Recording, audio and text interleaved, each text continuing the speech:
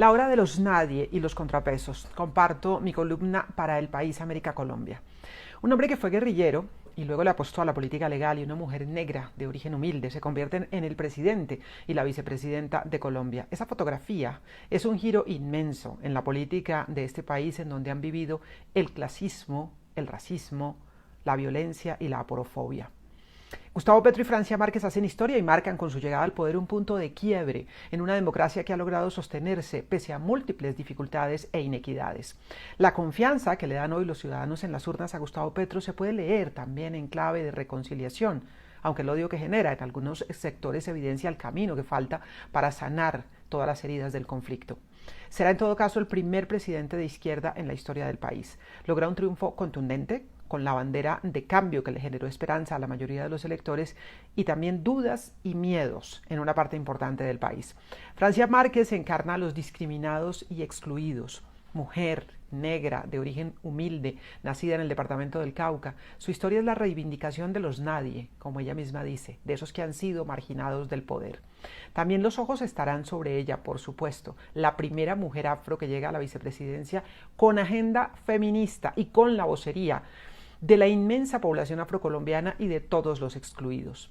La democracia colombiana, que pasó una prueba al lograr una elección tranquila y clara, enfrentará también un reto en los próximos 4 años porque el país sigue fracturado. Eso lo mostraron las urnas.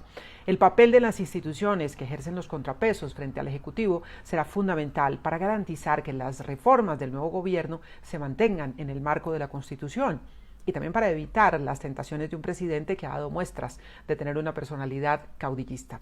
Los desafíos son grandes. Para estos primeros días se trata de controlar el miedo, porque el impacto del nuevo gobierno comenzará a sentirse desde ya.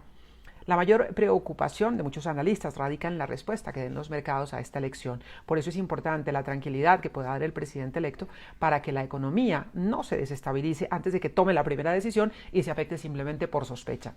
Los llamados a la unidad nacional de los últimos días de campaña y que hizo el presidente electo en su primer pronunciamiento pueden apuntar en ese sentido. Tendrá que armar equipo y buscar alianzas porque no tiene mayorías en el Congreso, a pesar de tener una bancada que es sólida, que es importante. Algunos congresistas oscilantes pueden darle las mayorías para pasar proyectos fundamentales, pero también es grande la bancada que se va a declarar en oposición. Ese contrapeso siempre es importante. Los más de 10,5 millones de votos que sacó Rodolfo Hernández representan a un país que le dijo no a Gustavo Petro. Eso también hay que tenerlo en cuenta, porque lo que diferencia a un estadista de un político es entender cuándo se acaba la campaña y cuándo comienza el mandatario a representar a toda la nación. En sus primeras declaraciones, el presidente electo hizo un llamado a esos votantes y les dio la bienvenida a su proyecto, invocó las banderas de la paz, el amor y el perdón. Ya veremos si ese llamado es real y si logra derribar la prevención y el odio. Sin duda, lo más difícil de lidiar para el nuevo gobierno es lo que Alejandro Gaviria llamó el volcán. La inconformidad social, la inequidad, la exclusión estructural que se ha complicado con el impacto de la pandemia, por la inflación creciente y por el hambre que padecen muchas personas. Ese es el volcán. Gustavo Petro llegó al poder porque una porción mayoritaria de esos excluidos creyeron que su proyecto puede hacer grandes transformaciones. ¿Podrá el presidente electo dar respuesta rápida a ese grito? Con los dos candidatos que llegaron a segunda vuelta fue claro que buena parte del país quiere algo completamente distinto. Sin embargo, solucionar problemas que llevan décadas o siglos sin resolver no es tarea de unos meses. Y la pregunta es qué pasará en las calles si las soluciones no llegan pronto. Pues los ciudadanos serán contrapeso también frente al futuro gobierno.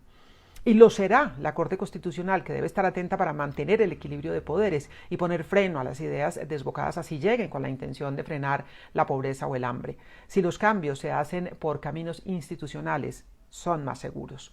A la Corte se suman los organismos de control que durante la campaña jugaron papeles muy controvertidos porque no lograron demostrar su imparcialidad y ahora deben vigilar al nuevo gobierno. Confiemos en que lo hagan en el marco de la ley porque esas dudas que generaron llevan a pensar que quedarán ahora en la orilla de la oposición.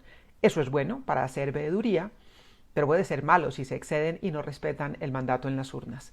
Los políticos tradicionales, que son grandes perdedores en esta contienda, sin duda estarán ahí, porque los animales políticos saben siempre cómo acomodarse para llegar al poder. Muchos de ellos se acercaron desde que comenzó la campaña y llegarán todavía más.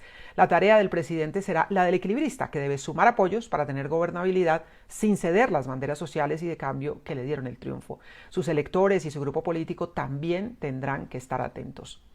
No es el momento de los odios, dijo Gustavo Petro en su discurso de triunfo. Por el bien del país cabe esperar que sea así y que el nuevo gobierno pueda tender puentes para acercar a los sectores enfrentados, que se rodee bien, que cumpla la promesa de responder a los más vulnerables, que encuentre el camino para cerrar heridas y que no frustre la esperanza de millones que le dieron el voto de confianza.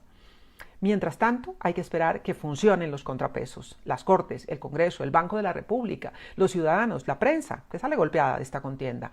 También todos ellos tienen la palabra a partir del 7 de agosto. Se necesitan esos ojos vigilantes y no sobra pedir un compás de espera para el nuevo gobierno. En los hechos lo conoceremos.